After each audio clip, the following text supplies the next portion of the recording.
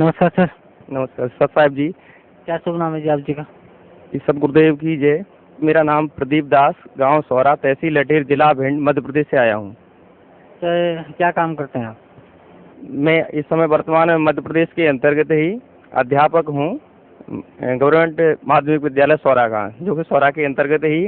वैसे शिक्षा के क्षेत्र में मैंने एमएससी फिजिक्स की हुई है और अभी वर्तमान में अध्यापक का कार्य कर रहा हूँ। सर परम संत सतगुरु रामपाल जी महाराज की शरण माने से पहले आप कौन सी भक्ति करते थे? परम संत सतगुरु रामपाल जी महाराज की शरण में आने से पहले जी मैं क्या बताऊं, अनजाने में ऐसी मनमाने आचरण किया करता था। जो घरेलू पूजाएं हुआ करती थी उन सभी में हिस्सेदारी रहती थी। जैसे किसी मंदिर में जाना, पितरों का तर्पण करना, अन्य किसी का भी प्रसाद चढ़ाना, और इस तरीके से जाते थे। साथ ही साथ मेरे मन में कुछ ऐसी आकांक्षा रहती थी, इसलिए मैं शंकर भगवान की थोड़ी सी पूजा घर पे अगरबत्ती लगा करके किया करता था। और गांव में एक मंदिर था, उससे भी जाया करता था। साथ ही साथ गांव में एक मंदिर है हनुमान जी का, वहाँ पर प्रति मंगलवार को सप्ताह का जो दिन होता है उसमें वहाँ पर रामधुन हुआ करती थी। तो उस रामधुन में मैं थोड़ा अच्छी तरीके से हिस्सा लेता था, प्रसाद वगैरह भी चढ़ाता था, और भी गांव के बच्चे जो आया जाया करते थे। एक दिन क्या हुआ भगत जी, मेरे साथ जो घटना घटी मैं आपको बताना चाहूँगा कि क्या होता है कि मेरे मन में थोड़ी आकांक्षा ये रहती थी कि हनुमान जी तो भगत स्वयं हैं और ये अपनी पूजा के लिए मना भी करते हैं, फिर मेरा उद्धार यहाँ से कैसे हो सकता है? इसलिए परमात्मा है कौन, वो किसके लिए? तो मैं तब तक ये समझता रहता था कि शायद शिव जी ही भगवान हैं और ये इनके रौद्र रूप हैं। तो इसलिए ये समय वहाँ सोच रहा था कि भगवान मेरे पर क्या कृपा करेंगी। एक दिन मैंने क्या हुआ कि बंदी छोड़ के नाम से एक साखी कही, क्योंकि वहाँ पर जो रामधुन हुआ करती थी उसमें कीर्तन भी हुआ करते थे। तो मेरे को ध्यान आ गया एक दिन दोहा, उसमें मैंने अचानक ही बोल दिया, मुझे याद भी नहीं था कि बार बार विनती करूं विनय कहूं कर जोर, अब की मोह बारी सतगुरु बंदी छोड़। तो बंदी छोड़ ने मेरे हृदय की वह पुकार सुन ली, और उसी रात में मेरे को क्या है कि सपना दिया। उस सपने के बारे में क्या स्थिति बनती है कि मैं जिस हनुमान जी के मंदिर पर जाता था, उस हनुमान जी के मंदिर से रात में मेरे को मंदिर दिखा, और वहाँ हनुमान जी के मंदिर से एक मूर्ति कट होती है, कट होकर के मेरे हृदय में समा जाती है, और साथ ही साथ हम ऊपर उड़ चले जाते हैं। अब मेरे को कुछ भी ध्यान नहीं रहता, लेकिन जब मैं सुबह जागा तो मैंने देखा कि मेरी आंखें थोड़ी लाल सी थी और ऐसा लग रहा था कि मैं रात भर कहीं घूम फिरा रहा हूँ। अब इस स्थिति से मैं बहुत बेचैन हो गया। मैंने अपने साथी लोगों से भी जानने की कोशिश की, लेकिन कुछ भी हासिल ना हो सका। 2 दिन में परेशान रहा और कहा कि हे हनुमान जी, यदि आप ही की कोई ये चमत्कार है तो फिर मुझे आप बताइए, मुझे क्या करना चाहिए, कुछ ज्ञान दो। लेकिन ऐसा करने के लिए हनुमान जी ने तो कुछ भी नहीं कहा, लेकिन बंदी छोड़ जो मैं साखी लगा बैठा था, इसलिए परमात्मा ने मेरे पास एक भगत जी को भेजा, और वह हमारे पड़ोसी गांव से विनोद दास जी जो हैं वो ज्ञान गंगा की किताब लेकर के आए। तो ज्ञान गंगा की किताब लेकर के आए और वो किताब उन्होंने थोड़े सहमाते हुए दी। तो मैंने देखा कि आखिरकार ये ऐसी क्या खास बात है कि आप थोड़ा ऐसा ये संकोच कर रहे हो। तो उन्होंने कहा भगत जी बात कुछ ऐसी ही है, क्योंकि इस किताब को मैं जिसको देता हूँ तो वो लेने में भी संकोच करता है, और ले भी लेता है तो 1 या 2 दिन के बाद वापस भी कर देता है। तो मैंने कहा ये ऐसी बात है तो मैं जरूर पढ़ूंगा इसको। तो ऐसा करने के लिए मैंने उस किताब को पढ़ा। साथ ही साथ भगत जी ने मोबाइल चालू कर दिया, वहाँ परमात्मा का सत्संग चालू कर दिया था। सत्संग चालू कर दिया तो मुझे सत्संग में थोड़ा सा ध्यान आने लगा, और इस कारण से मैंने ये कहा कि मैं इतनी देर में अभी सारे सत्संग सुन तो नहीं सकता हूँ, लेकिन मेरे मोबाइल में इनको फीड कर दो।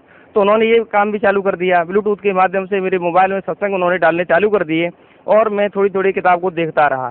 तो इस तरीके से जब वो गए तो मैंने कहा कि देखेंगे वो किताब को पढ़ करके इसमें जो कुछ भी होगा। तो इस तरीके से उन्होंने कहा कि हाँ वैसे एक बार आश्रम में चलो तो सब बात समझ में आ जाएगी, भक्ति के लिए ऐसा ही बात है। मैंने उनसे जो प्रश्न किए थे, जैसे शरीर का आत्मज्ञान है, कमल कैसे होते हैं, भगवान की भक्ति कैसे करनी चाहिए, क्योंकि इससे पहले मैं थोड़ा शारीरिक स्वस्थ रहने के लिए योग का अभ्यास भी करता था, तो इस संबंध में भी मैंने उनसे पूछताछ की। लेकिन उन्होंने ये कहा कि सारी बातें वो तो आश्रम में आप जाओ तभी क्लियर होंगी।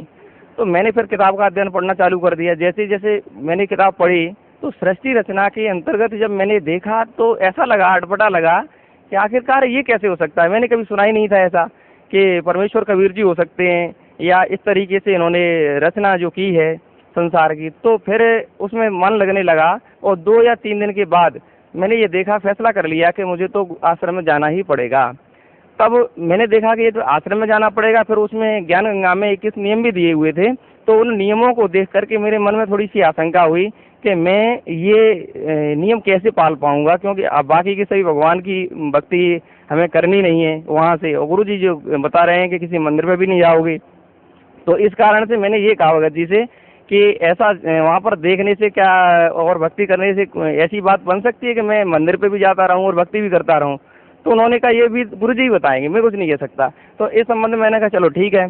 साथ ही साथ मेरे क्या है कि मेरे भक्तिमती जो थी उसको एक बिस्बेल की तबीयत खराब रहती थी, उसके स्तन में एक गांठ थी जिसके लिए मैं 2 बार ऑपरेशन भी करा लिया था डॉक्टरों से, लेकिन फिर भी वो ठीक नहीं हो पा रही थी। तब पता चला कि ये तो कहीं किसी प्रेत बाधा का शिकार है। तो मैंने झाड़ फूक भी उसकी करवाई। झाड़ फूक करवाते करवाते मुझे करीबन 2 वर्ष हो गए, लेकिन उसको जो वो रोग था ठीक नहीं हो पाया और दिक्कत होती थी कि मैं बार बार जाता था, परेशान होता था। इसी दौरान ये बात मैंने भगत जी से कही कि अब ये बात ये हो रही है कि आध्यात्मिक क्षेत्र में मैं आश्रम में भी जाना चाहता हूँ और इसमें तो पूजाओं के लिए सख्त मना है, और जब उसको यदि हम ऐसा नहीं करवाएंगे तो वो ठीक नहीं हो सकती किसी भी कीमत पे, तो क्या इसका समाधान होगा। तो उनने कहा ये भी गुरु जी ही बताएंगे। तो इस कारण से जब ये बात आई कि गुरु जी ही बताएंगे तो मैंने कहा सभी को ले चलते हैं। मैंने भक्तिमती को भी नहीं बताया, 2 बच्चे भी हैं मेरे, तो उनको भी मैंने नहीं बताया, और ये कहा आज चलो तुम्हें घुमाने के लिए ले चलते हैं। और इस तरीके से बंदी छोड़ सतगुरु रामपाल जी महाराज ने हमारे ऊपर दया की। पिछली वर्ष 31 अगस्त 2012 को मुझे नामदान के रूप में परमात्मा की शरण मिल गई। सर, परम संत सतगुरु रामपाल जी महाराज से नाम उपदेश लेने के बाद आपको क्या लाभ मिला? परम संत सतगुरु रामपाल जी महाराज की शरण में आकर के जैसे ही मैंने भक्ति स्टार्ट की, नामदान लिया, तो तब से लेकर के मेरे को ऐसा लगा कि यहाँ से तो मेरा जीवन धन्य हो जाएगा। आध्यात्मिक लाभ जो मुझे चाहिए था वो लाभ तो पूरी तरीके से मिल ही रहा था। साथ ही साथ जो परमात्मा ने आशीर्वाद मेरी भक्तिमती को दिया, कहा कि बेटा ठीक हो जाओगी, भक्ति करो, भक्ति से सब कुछ होता है, इतना कहते ही उनको यहाँ 3 दिन का जो आश्रम में यहाँ रहे थे, सत्संग था, उन 3 दिनों के दौरान ही उनको आराम मिल गया। फिर घर पर गए तो नियम से भक्ति करते रहे और 1 महीने तक थोड़ी सी कभी दिक्कत हो जाती थी, और फिर उसके बाद दोबारा से आ गए। तो यहाँ से फिर से अरदास लगाई परमात्मा से आशीर्वाद लेते समय, तो परमात्मा ने फिर से वही कहा कि भक्ति करो, सब कुछ ठीक हो जाएगा। और इस तरीके से फिर दोबारा से तीसरी बार आए तो बिल्कुल ठीक है, कोई दिक्कत ही नहीं है। और साथ ही साथ मेरे को भी शारीरिक तरीके से पहले तो मैं नहीं समझता था कि कोई कष्ट है, लेकिन कष्ट क्या था कि मेरी हथेलियों में भगत जी यहाँ से त्वचा छिल जाया करती थी, जिससे कि कपड़े जैसे धोना, साबुन का यूज करना ये मेरे से बनता नहीं था और थोड़ा कष्ट होता था। लेकिन आज देख लीजिए भगत जी बिल्कुल पूरी तरीके से हाथ सही हैं, इनमें कहीं कोई दिक्कत नहीं। ये तो मैंने मांगा भी नहीं था, लेकिन परमात्मा ने मुझे अनायास ही दे दिया। इस तरीके से ये शारीरिक सुख, और पहले जो योग किया करता था उससे कतई लाभ नहीं होता था, हमारे शारीरिक थकान जैसी चीज़ें रहती थी।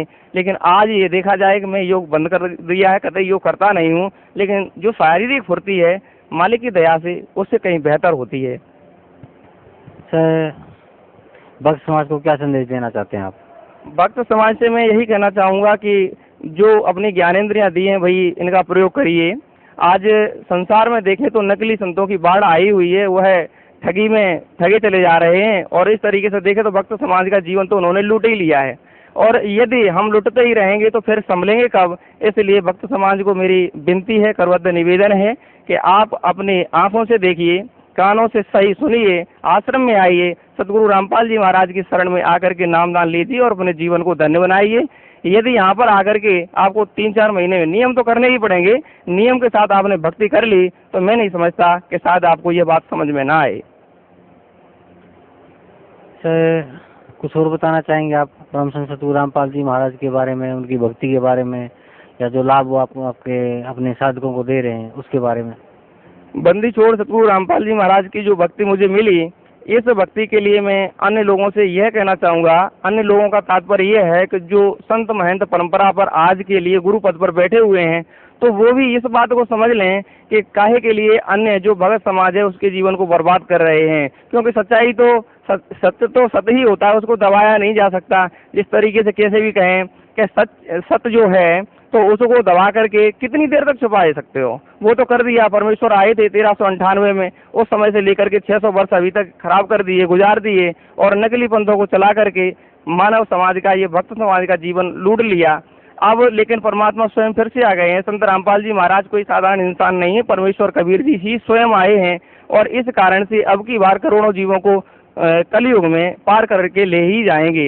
ऐसा उनका जो नियम है, इस तरीके से वो करते हैं, तो फिर नकली संतों को छुपने का ठौर ही नहीं मिलेगा। इसलिए तो जब वो समय आए उससे पहले ही रामपाल जी महाराज की शरण में आ जाइए, अपने जीवन को वो भी धन्य बनाएं। जी धन्यवाद आपका, बहुत बहुत साहिब जी।